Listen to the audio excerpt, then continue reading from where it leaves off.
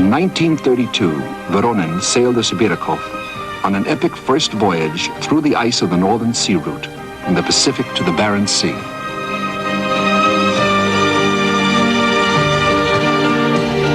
Early in the war, the Sibirikov fell afoul of the German battleship Admiral Scheer and was destroyed. German capital ships were concentrated in these northern waters to annihilate the vital convoy.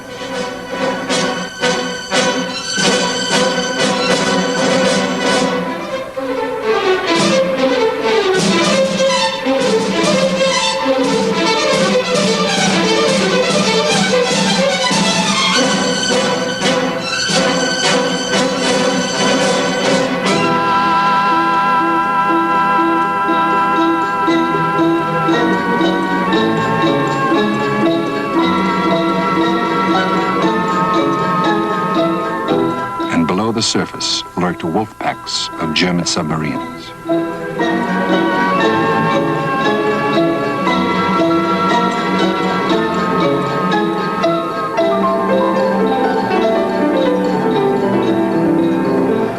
Inshore, small craft of the Soviet fleet attacked the German boats. With half of her industrial capacity moved to the east and not yet in full production, and her armies hard pressed, the Soviet Union needed all the help she could get. Much of that help must sail the Nazi gauntlet, deployed across the North Atlantic. It was a high-risk venture.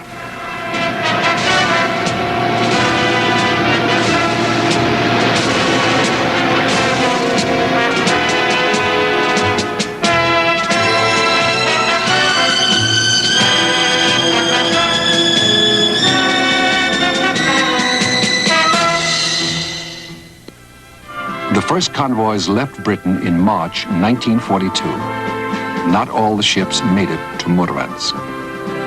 Late in June 1942, the Western Allies assembled the biggest convoy yet, codenamed PQ-17. 37 American, Canadian, and British ships. Waiting for it was the main strength of the German Navy. The capital ships, Tirpitz, Hipper, Scheer, and Lützow, and 10 destroyers. Also the dive bombers and torpedo bombers of the Luftwaffe squadrons in Norway. PQ-17's escort consisted of 6 destroyers and 2 anti-aircraft ships.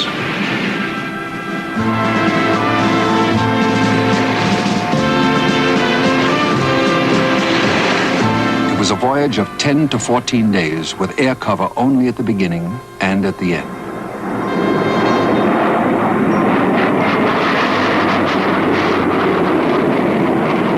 The Nazi wolf packs all the way.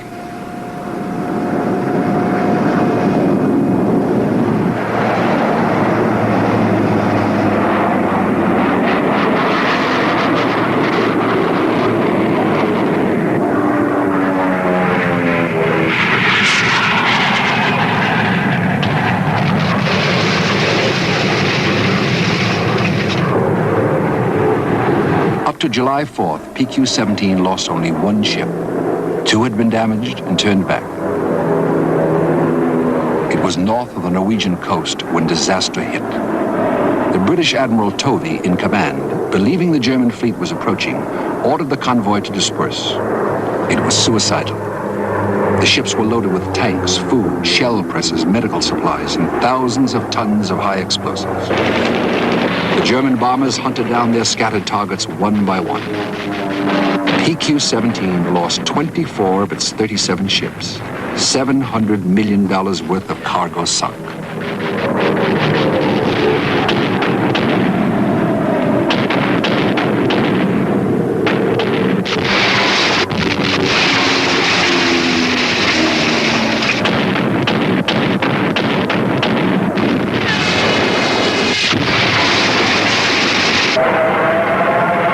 Soviets did what they could to help, shepherding the surviving vessels of PQ-17 into Murmansk. But Churchill, deeming the losses intolerable, suspended the convoys. They were not resumed until September 1942, when the days grew shorter. PQ-18 was sent out, a total of 40 ships.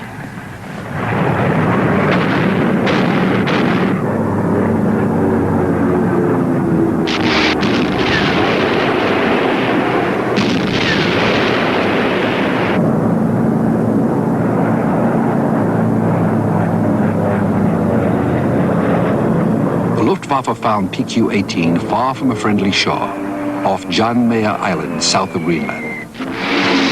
Of the convoy's 40 ships, 13 sank in a running battle that exhausted the gun crews. Once more, Churchill suspended the convoys.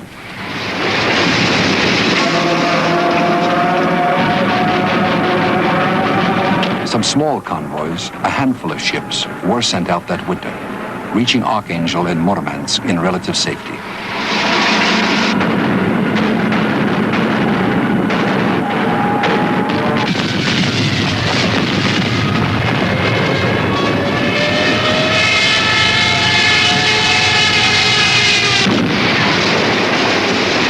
Merely surviving the Murmansk run seemed miraculous. In all, throughout the war, some 60 ships were lost. 811 warships and freighters made it. None did so easily. At the best of times, it was a hazardous journey through unpredictable storms and pitch-black fog. The sea was so cold that anyone lost overboard had no hope of survival. As a battlefield, it was a nightmare. It cost the lives of thousands of American, British, and Soviet sailors.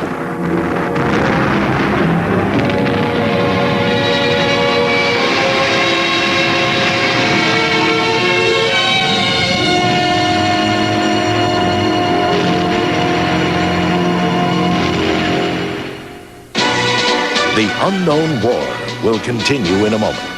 To war in the Arctic.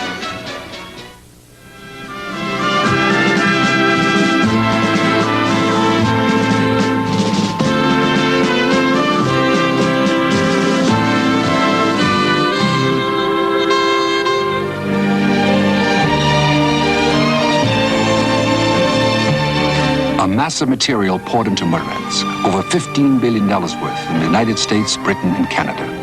10,800 tanks, 18,700 aircraft, 9,600 artillery pieces, heavy industrial machinery, trucks, hospital equipment, and medical supplies.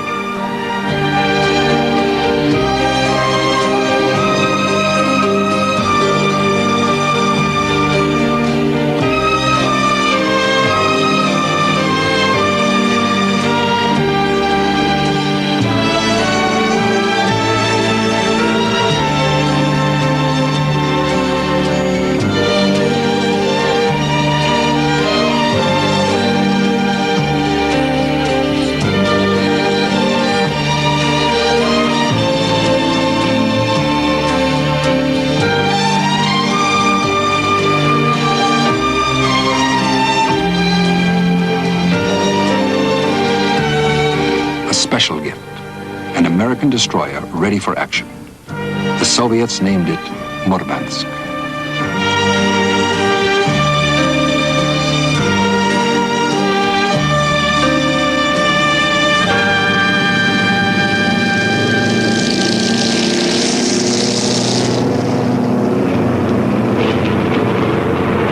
Many planes came in by a different route, ferried by Soviet pilots. Headed by the polar ace, Ilya Mazuruk, now a retired Air Force general. In the difficult years of World War II, I was head of the air route between Alaska and Siberia. This is the route. We received Airacobras and other planes from Allied America. American pilots brought them from the plants to Fairbanks. And from Fairbanks, the aircraft were taken over by our flyers. They went from Fairbanks to Nome, through the Bering Straits, through all of central Chukotka, to Yakutia, and through Siberia to the front. Вот трасса даже проходила так, от Фербенкса на Ном, через Берингов пролив, через всю центральную часть Чукотки, на Якутию и через Сибирь. И далее до фронта, а до фронтов было далеко. Более 10 тысяч километров еще надо было провести американские боевые самолеты. Трасса была необыкновенно суровой, 60-градусные лютые морозы, безлюдные места, климатические условия были необыкновенно суровые.